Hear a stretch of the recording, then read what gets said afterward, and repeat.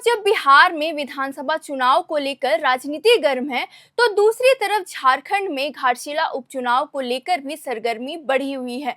11 नवंबर को होने वाले उपचुनाव के बीच में ही राज्य में नगर निकाय चुनाव को लेकर भी राजनीतिक हलचल तेज हो गई है। राज्य के हेमंत सोरेन के नेतृत्व वाली सरकार ने नगर निकाय चुनाव में अन्य पिछड़े वर्गों यानी ओबीसी के लिए आरक्षण की मंजूरी दे दी है। तो वही दूसरी तरफ राज्य निर्वाचन आयोग ने प्रादेशिक निर्वाचन क्षेत्रों यानी वार्डों के गठन और आरक्षण की प्रक्रिया शुरू कर दिया है। नगर निकायों में आबादी के आधार पर वार्डों का परिसीमन होगा। राज्य सरकार ने सभी जिलों के उपायुक्तों और राज्य निर्वाचन आयोग को झारखंड नगर पालिका अधिनियम 2011 की सुसंगत धाराओं के तहत कार्रवाई करने के लिए कहा गया है। इस संबंध में जारी विभागीय अधिसूचना के राज्य की सभी 48 नगर पालिकाओं में बहुप्रतीक्षित नगर निकाय चुनाव को कराने की दिशा में महत्वपूर्ण कदम माना जा रहा है। नगर पालिका अधिनियम के अनुसार वार्डों का गठन जनसंख्या के आधार पर किया जाएगा, यानी नगर निगम, नगर परिषद और नगर पंचायतों के वार्डों का गठन जनसंख्या के आधार पर किया जाएगा। नगर निकायों में पहले 1.5 लाख की जनसंख्या पर वार्डों की न्यूनतम संख्या 35 होगी। उसके बाद प्रत्येक 50,000 की जनसंख्या पर एक वार्ड का गठन किया जाएगा। वार्डों में भौगोलिक निरंतरता भी रहेगी, यानी वार्डों के क्षेत्र में आपस में ही जुड़े रहेंगे। राज्य सरकार निर्वाचन क्षेत्रों में पहले अनुसूचित जाति एससी और अनुसूचित जनजाति एसटी की जनसंख्या आवंटन के आधार पर आरक्षण निर्धारित कर रही है। इसके बाद पिछड़े वर्गों यानी BC 1 और BC 2 के लिए आरक्षित सीटों पर आवंटन किया जाएगा। यह सुनिश्चित किया जाएगा कि कुल आरक्षण किसी भी स्थिति में 50% की अधिकतम सीमा से अधिक नहीं हो। महिला आरक्षण के लिए वार्डों के निर्धारित में रोटेशन प्रक्रिया का सूत्र अपनाया जाएगा। साथ ही आगामी नगर पालिका चुनाव को प्रथम आम निर्वाचन मानते हुए यह प्रक्रिया पूरी की जाएगी। राज्य के 48 नगर निकायों में चुनाव पिछले 5 वर्षों से लंबित है। यह देरी मुख्य रूप से पिछड़े वर्ग के आरक्षण को लेकर उत्पन्न हुई थी। बीते 14 अक्टूबर को झारखंड हाई कोर्ट ने राज्य सरकार के मुख्य सचिव, गृह सचिव और नगर विकास विभाग के प्रधान सचिव को 3 सप्ताह के भीतर निकाय चुनाव की अधिसूचना जारी करने का सख्त निर्देश दिया था। सरकार ने अदालत को बताया था कि वह चुनाव के लिए तैयार है।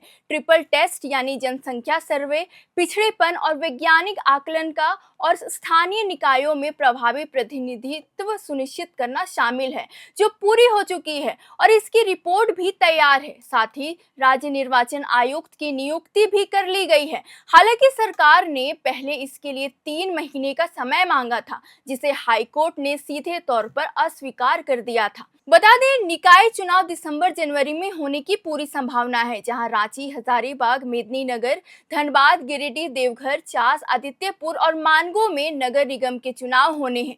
वहीं नगर परिषद के लिए गढ़वा, विश्रामपुर, चाईबासा, झुमरी तिलैया, चक्रधरपुर, चतरा, चिरकुंडा, दुमका, पाकुड़, गोड्डा, गुमला, जुगलसराय, कपाली, लोहरदगा, सिमडेगा, मधुपुर, रामगढ़, फुसरो, साहिबगंज और मिहिजाम में चुनाव होने हैं।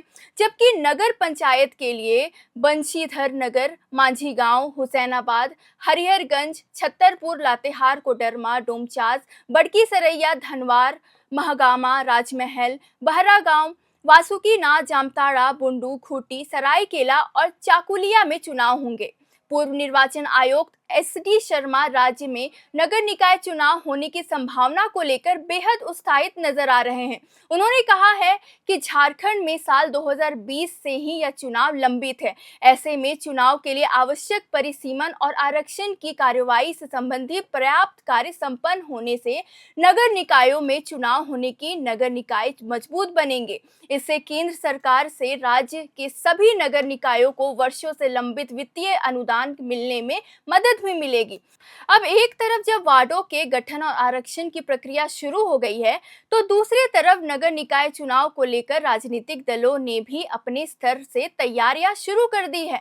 झारखंड प्रदेश कांग्रेस ने नगर निकाय चुनाव के मद्देनजर पार्टी के 49 वरिष्ठ नेताओं को बीते जून महीने में विभिन्न नगर निकायों का पर्यवेक्षक बनाया था। पिछले दिनों जब प्रदेश कांग्रेस अध्यक्ष केशव महतो कमलेश ने निकाय चुनाव की तैयारी को लेकर सभी पर्यवेक्षकों की बैठक बुलाई, तो 49 में से सिर्फ 4 पर्यवेक्षक ही बैठक में पहुंचे। इससे नाराज प्रदेश अध्यक्ष ने तत्काल इसकी जानकारी प्रदेश कांग्रेस प्रभारी के राजू को दी, जिसके बाद तत्काल प्रभाव से इन सभी 49 पर्यवेक्षकों की कमेटी को भंग कर दिया गया। इन पर्यवेक्षकों में कई बड़े बड़े नाम थे, जिसमें मंत्री, पूर्व मंत्री, विधायक, पूर्व विधायक, सांसद और पूर्व सांसद शामिल थे। पार्टी नेताओं के अनुसार इन्हें पर्यवेक्षक बनाने के पीछे सोच यह थी कि पिछले साल हुए लोकसभा व विधानसभा चुनाव के मद्देनजर पर्यवेक्षक निकाय क्षेत्रों में काम करने वाले सक्रिय कार्यकर्ताओं की अच्छी तरह से पहचान कर सकते हैं और उन्हें जिम्मेदारी देकर काम ले सकते हैं। कुल मिलाकर झारखंड में नगर निकाय चुनाव को लेकर अब राजनीतिक सरगर्मी तेज होती दिख रही है। हाईकोर्ट के सख्त रुख के बाद हेमंत सोरेन सरकार ने चुनाव कराने की दिशा में ठोस कदम बढ़ाए हैं।